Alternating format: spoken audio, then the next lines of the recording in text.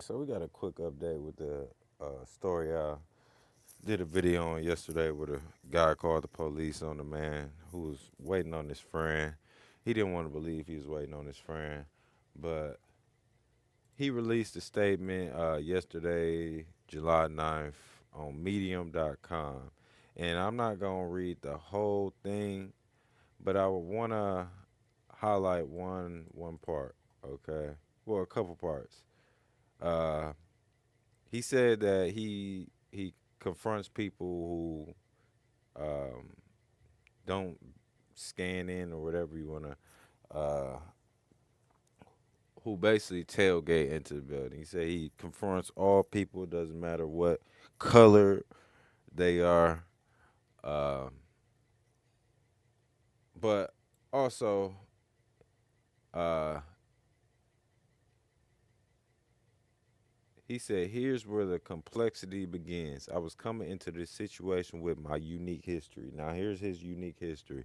My father was murdered outside his home by a trespasser who he confronted alone for my child's safety, my safety, and that of the building. I felt it was necessary to help in this situation. Furthermore, I've encountered trespassers in my building and we've been robbed several times. This is not uncommon in San Francisco, and the bad actors are all different colors.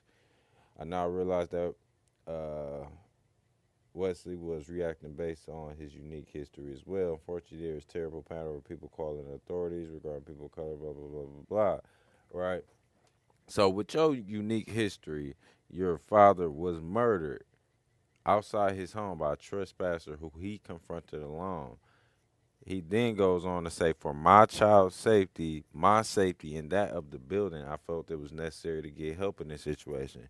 Now, that is completely fine if you felt you need to get help in this situation, but obviously, with your unique history of your father being murdered by confronting somebody alone, and you are confronting this man not alone, but with your child, and you're saying for their safety you wanted to get help.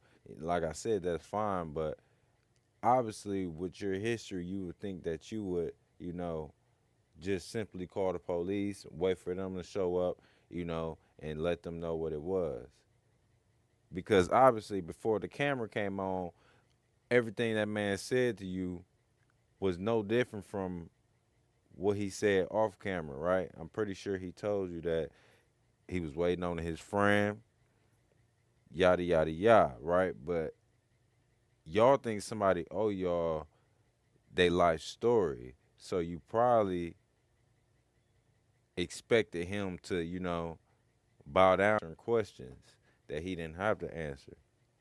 Now, like I said, it's up to you if you want to call the police or not. But he did tell you, and he wasn't lying to you. It's it's not his fault that you didn't want to believe him, and he warned you that you would be the next one in this situation. So I don't know. If you really want to protect your son, you should have removed him from the situation and let the police handle it. Now I'm guessing the police never even had to even show up because they probably heard over the phone that, yeah, you was wasting our time, homeboy. But yeah, let me know what y'all think in the comments. Uh,